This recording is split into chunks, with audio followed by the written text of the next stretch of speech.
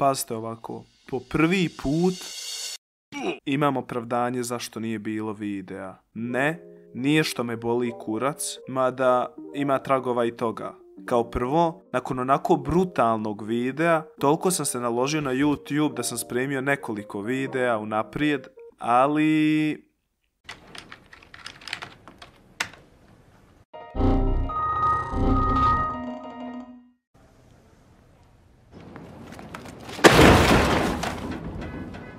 Kao prvo sjebam se laptop i obrisali su mi se svi podaci pri popravci laptopa. I nakon mjesec dana dolazim do druge stvari, a to je video sa doktorom, gdje smo radili neke glupe tier liste. I pogodite šta?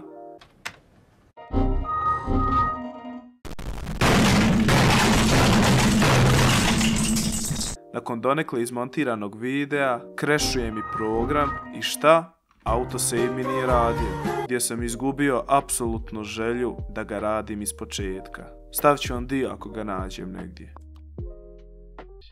Bože. I započinjemo prvu tier lista, to je tier lista najboljih brzih hodača. Znači, Najbržih. Najniži tier je abnormalno mala, zatim nema K, ima priču, brz hodi, Vanini Prime. Jasno ko dan. Da li možemo da počnemo? Kako ne bismo mogli, Bože. Ovo je George Goulding, on je osvojio 1912. ako se ja ne varam. Kao treća stvar, dolazi taj jedan period bola u kurcu i posvećivanju nekim drugim stvarima. I kao četvrto, finalna stvar, kad sam okačio community post, video je trebao izaći za par dana, međutim, pri samom kraju videa sjebao mi se audio i tako mi je cijeli video otišao u kurac. I evo, pokušat ću još jednom da napravim taj jebeni video. U veneno italiano, pa Paris il Milano, dal plesala Bisanom. U današnjem videu bavit ćemo se time šta je to potrebno da postanete anime youtuber, ali dobar anime youtuber. Ne smatram sebe kao nekog sa velikim kredibilitetom. Nemaš kredibilitet! Ali smatram da imam prilično kvalitetne videe. Slažem se da mi sama skripta nije toliko dobra koliko bi mogla biti, ali trudim se da to editom nadoknadim. Ključne stvari koje su vam potrebne za jedan video su ideja, skripta, audio, edit, thumbnail. Kroz svaku ćemo proći pojedinačno. Ideja. Da biste uopšte snimili jedan video, trebate da skontate šta ćete to snimiti. Da li će to biti neka analiza lika ili animea, neka tier lista, collab, parodija, kviz, takmičenje, preporuke ili u 90% mojih slučajeva samo obično proseravanje u video. Ali što kreativnija ideja, to će video biti bolji. Nice. Skripta. Pored ideje, skripta je stvar koja mi ne ide baš. Zato su videi u kojima pričam gluposti najčešća stvar koju možete vidjeti. Trudim se da ne govorim iste stvari koje govori većina ljudi, već se trudim da skripte budu što više interesantnije, mada mi to i ne ide od ruke.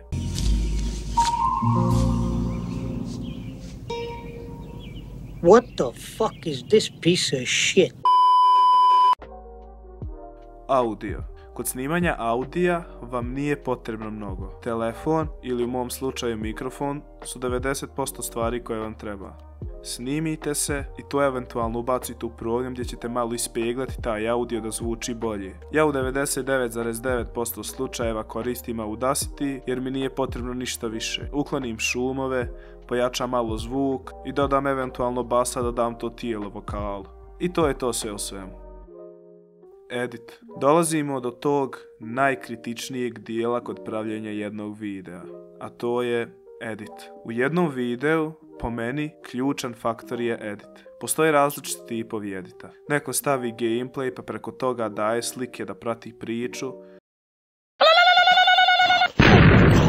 Neko samo napravi slideshow, neko pokuša da napravi video sa nabacanim editom pa ispadne sranje.